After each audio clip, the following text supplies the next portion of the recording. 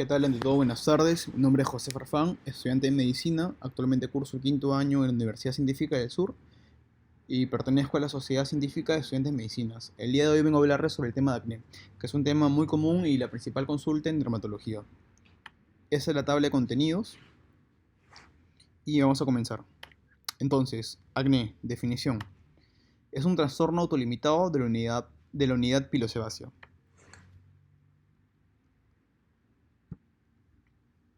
Entonces acá a la derecha tenemos una unidad pilosebácea. Vemos que está dividido en tres partes. La parte superior, media e inferior. Lo importante de acá es saber que en la parte media o el istmo vamos a encontrar a la glándula sebácea. Y en la parte inferior vamos a poder observar el músculo erector del pelo.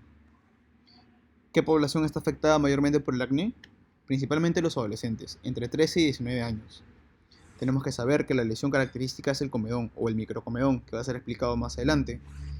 Y en cuanto a la evolución, las secuelas pueden durar toda la vida, con formación de cicatrices hipertróficas o en forma de hoyos.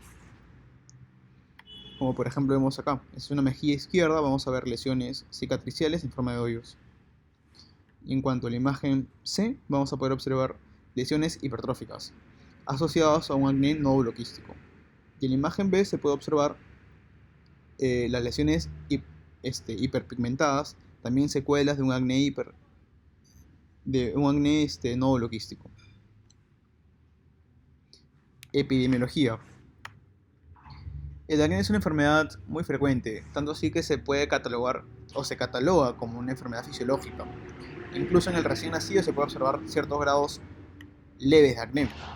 Pero estos ciertos grados leves de acné son producidos por una estimulación folicular por andrógenos adrenales por parte de la madre. Hay que tener en cuenta que esos problemas no constituyen un real problema hasta la adolescencia, donde los picos de incidencia aumentan entre los 13 y 19 años. Las mujeres, el acné puede persistir durante la tercera década de la vida. Estructura de la piel. Como sabemos, la piel está dividida en capas. Tenemos la capa de la epidermis y la dermis. Por debajo, un tejido llamado tejido celular subcutáneo, que es un conjunto de vasos y de células adiposas. En la parte de la dermis podemos observar el pliegue epidérmico y la papila epidérmica. Y en la parte de la dermis se puede ver esa estructura que nos interesa, que vendría a ser el folículo piloso, que, por ejemplo, en la parte media podemos observar a la glándula sebácea, que vierte todo su contenido dentro del folículo piloso. Y en la parte inferior vamos a poder observar al músculo erector del pelo. Etiología. El acné es una enfermedad multifacética, aunque se ha visto o se ha escrito 4 etapas como las principales. Primero, la hiperproliferación celular. Segundo, el aumento de la producción del sebo. Tercero, la inflamación. Y por último, la infección por P. acnes. Todo comienza en la parte superior del folículo piloso, donde se va a ver una hiperkeratosis. Esta hiperkeratosis va a traer consigo la creación de la lesión primaria o microcomedón, que es un conjunto de células, de sebo y de adherencias, que van a obstruir toda la salida. Al obstruir la salida, todo el contenido de la glándula sebácea, que vendría a ser el sebo, se acumula en esta zona de acá. La acumulación del sebo más la colonización por bacterias va a producir una inflamación local. Pero no es hasta que esta lesión se infecta por P. acnes que la lesión se divide en lesión inflamatoria y lesión no inflamatoria. Entonces, otra vez, tenemos una respuesta exagerada del folículo pilosebáceo, sea por aumento de andrógenos. Esto va a traer consigo una secreción aumentada del sebo y una descamación del epitelio folicular, junto con una hiperkeratosis ductal, que van a traer una obstrucción del ducto del folículo y una acumulación del sebo con dilatación. Hasta ahí es una lesión no inflamatoria. Estaremos en este punto de acá, en un comedón, que como dice dilatación, vamos a pensar en comedón, porque si no hubiera dilatación, podríamos pensar en un microcomedón, ¿ok? Que justamente esa dilatación es la que caracteriza al comedón. Una vez que esta lesión inflamatoria se coloniza por Propionibacterium acnes, va a pasar a una lesión inflamatoria, que se caracteriza a su vez por activación de los mediadores de la inflamación y acumulación de linfocitos y polimorfonucleados. Entonces, punto 1. La hiperproliferación celular. ¿A qué se debe? Por un lado tenemos a una estimulación androgénica. El DHT o dihidrotestosterona es un potente andrógeno que estimula a los folículos. Como vemos, la testosterona se convierte en DHT cuando pasa por la enzima 5-alfa reductasa. Y todo eso está controlado por la hipófisis al liberar el ACTH. Las personas con acné tienen menor cantidad de ácido linoleico en la piel, y esto va a traer consigo un mayor aumento en la hiperproliferación celular. Acá vemos la estructura del ácido linoleico, y esto a su vez trae consigo una citoquina, que es la interleuquina 1, que es una citoquina inflamatoria, producida por las células inflamatorias como los macrófagos. Aumento de la producción del sebo. Las personas con acné tienden a producir mayor cantidad de sebo, pero este sebo viene a ser básicamente lo mismo, o sea, la composición del sebo no cambia, la cantidad producida sí, pero la calidad y el contenido del sebo no cambia. Una parte importante del sebo es el triglicérido. Es más del 50% del sebo es triglicérido y ácidos grasos libres. ¿Qué va a pasar? El P. acnes tiene una enzima llamada lipasa. Esta lipasa le permite degradar y usar los triglicéridos. Y al momento de usarlos va a ayudar a su colonización. Entonces, ¿cuáles son las características de este Propionobacterium acnes? Tenemos que es una bacteria perteneciente a la clase de las actinobacterias y del género de las Cuticobacterium. Actualmente también se le conoce como un sinónimo de la Cuticobacterium acnes. Esta es la imagen del Cuticobacterium acnes al microscopio. Estas son sus características. Vemos que es elipsoidal, tiene una longitud de celda de 0.8, un ancho de 0.4, es betemolítico y demora 21 días en incubarse. Y esta acá vendría a ser su actividad enzimática. Como vemos, es catalasa positivo, es lecitinasa positivo, lipasa positivo y fosfatasa ácida positivo, entre otros. En cuanto a las manifestaciones clínicas, hay que ver la historia. Se ve principalmente en los adolescentes, pero también se puede ver acné en neonatos, como ya se explicó, e incluso en infantes.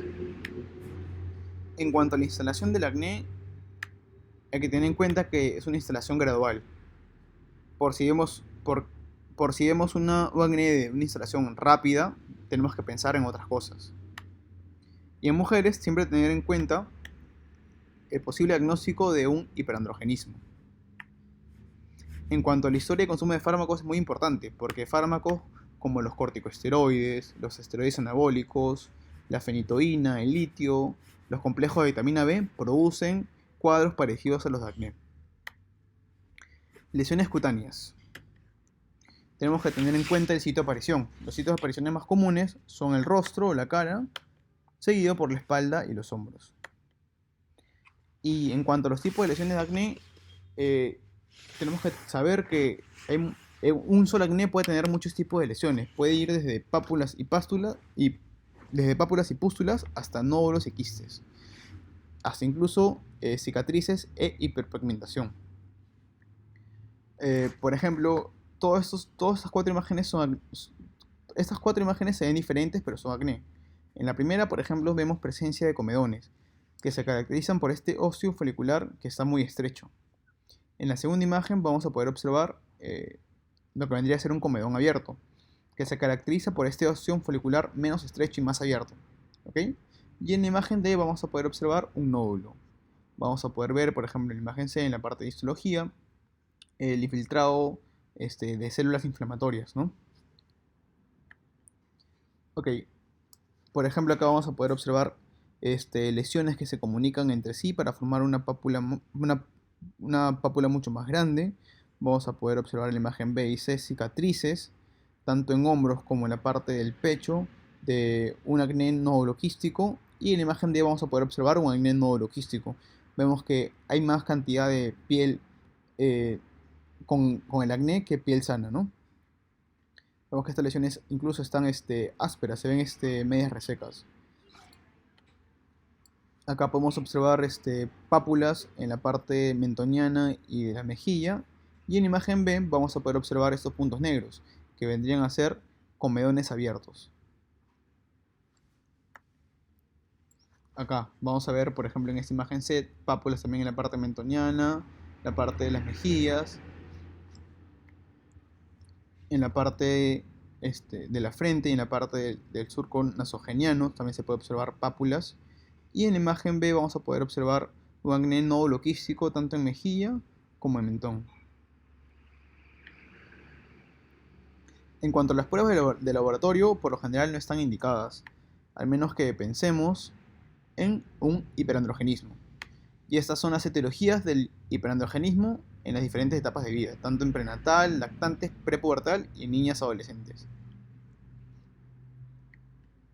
Diagnóstico diferencial. Esta imagen de acá la he sacado del libro Dermatología en Medicina General. ¿Ok? Por ejemplo, imaginemos que nos viene un paciente con un acné con comedones cerrados. Lo más probable en diagnóstico diferencial es que sea una milia o una hiperplasia sebácea. Igual, el mismo paciente tenemos que considerar cualquier posibilidad de osteoma de cutis, tricoepiteliomas o tricodiscomas. Y tenemos que averiguar si es un comedón cerrado, si el acné es causado por agentes sistémicos como los fármacos corticosteroides o por contacto, por ejemplo el acné ocupacional o el cloracné. Y así con cada tipo de acné. Para acné con comedones abiertos también hay sus más probables a considerar y siempre investigar. Para inflamatorio y para neonatal también igual. Ojo, si no ven comedón, no es acné. Hay que tener eso en consideración. En cuanto a las complicaciones, todo acné puede dejar secuelas, eso ya está claro. Y estas secuelas pueden requerir un apoyo psicológico. Es más, estudios han demostrado que entre 30 y 50% de adolescentes que padecen alteraciones psiquiátricas es por el acné. En cuanto al pronóstico y evolución, la mayoría de acné remite solo a los 20 años. Y actualmente el pronóstico es muy favorable debido a los modernos tratamientos que ahora tenemos. Entonces, ¿cuándo y cómo debe tratarse un acné? Un acné debe tratarse desde el inicio. Tiene que adecuarse el tratamiento a la lesión, tiene que efectuarse siempre tratamientos completos y prolongados. Hay que explicar bien sobre la probabilidad de un futuro brote. Hay que dar importancia a lo que se receta. No hay que esperar respuesta antes de los 2 meses. Esto es muy importante porque muchas personas se desesperan y esperan una respuesta a las semanas o al mes, pero no, tenemos que esperar mínimo como 2 meses. Y eso también es importante, hay que evitar la monoterapia, ¿ok? Mínimo hay que dar 2 o incluso o a veces hasta 3 fármacos. Y hay que exigir controles periódicos y revisar el cumplimiento del tratamiento. Entonces la base para tomar las decisiones del tratamiento vendrían a ser 4 puntos muy importantes. Hay que ver el tipo de lesión, hay que ver el grado del cuadro de la enfermedad, hay que ver la extensión y los factores asociados. Por ejemplo, en tipo de lesión, como sabemos, hay 4 tipos de lesiones y el acné es muy variado. Hay que ver la gravedad del cuadro, que va desde grado 0 hasta grado 4, siendo grado 0 el preacné y siendo grado 4 los nódulos y quistes. Hay que ver la extensión del acné, si va en rostro, va en hombros, o va en el pecho o espalda, etc. Y hay que ver los factores asociados, por ejemplo, los consumos de fármacos. Si hay algún fármaco como un corticoide que esté produciendo el acné, hay que retirar ese fármaco. Si no, el acné no va a ceder. Tratamiento. Bueno, según el mecanismo de acción se divide en 4 grupos. Los que están destinados a corregir la hiperqueratinización, los que disminuyen la actividad glandular sebácea, los que disminuyen la población de P. acnes y los antiinflamatorios. En los que reducen la descamación tenemos a la ternitoína, el ácido salicílico y el apaleno y el tazaroteno. En los que evitan la proliferación de P. acnes tenemos el peróxido de benzolio, la clindamicina tópica, la eritromicina tópica y los tratamientos sistémicos como la doxiciclina y la minoxiclina. En cuanto a los tratamientos destinados a reducir la producción de sebo, tenemos a la isotretinoína oral. Este es un pequeño resumen de lo que vendría a ser el tratamiento. Por ejemplo, si queremos tratar la hiperkeratosis ductal y elegimos un tratamiento tópico, podemos dar tretinoína o isotretinoína, pero si elegimos un tratamiento sistémico tenemos que dar isotretinoína. Si queremos evitarla o disminuir la proliferación de P. acnes, podemos aplicar, si es un tratamiento tópico, peróxido de benzolio, eritromicina o clindamicina. Pero si es un tratamiento sistémico, podemos aplicar o usar doxiciclina y minoxiclina. Si hay un exceso en la producción sebácea, podemos utilizar isotretinoína y estrógenos. Y si es una inflamación grave, en tratamiento tópico podemos utilizar el metronidazol. Pero si elegimos un tratamiento sistémico, podemos utilizar la isotretinoína y los corticoides. Entonces, acá tenemos un pequeño algoritmo para tratar el acné. Está dividido este algoritmo en acné leve, moderado y severo. La primera opción, segunda opción, es si es en mujeres, qué consideraciones especiales tenemos que tener, cuáles son las opciones invasivas y si es refractario al tratamiento, qué hacer y de mantenimiento. Por ejemplo, si tenemos un acné moderado de grado nodular, como primera elección podemos dar antibióticos orales más retinoides más BPO. Y como segunda opción podemos utilizar isotretinoína oral o antibióticos orales más retinoides más BPO. Y en caso de mujeres, a partir de un acné moderado papular pustular, tenemos que recomendar el uso de anticonceptivos orales y antiandrógenos. En cuanto a las opciones invasivas, tenemos que en el acné leve se puede hacer la extracción del comedón y a partir del acné moderado nodular podemos, aparte de extraer el comedón, utilizar corticoides intralesionales para disminuir la inflamación. En cuanto sea refractario al tratamiento, tenemos que controlar la adhesión al tratamiento y evaluar el cumplimiento, excluir las foliculitis gram negativas y en mujeres excluir el síndrome de ovario poliquístico y en varones excluir la hiperplasia suprarrenal congénita. Y si es un tratamiento de mantenimiento tenemos que dar los retinoides tópicos más los BPO. Gracias.